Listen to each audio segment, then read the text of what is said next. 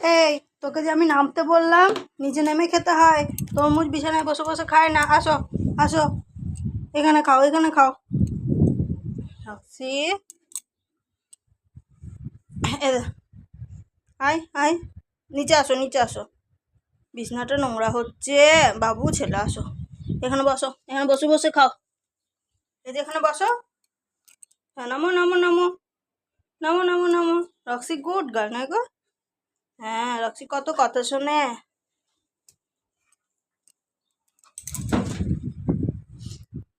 ও সেই বিছানাতে বসেই খাবে, কিছুতেই নিচে বসে খাবে না।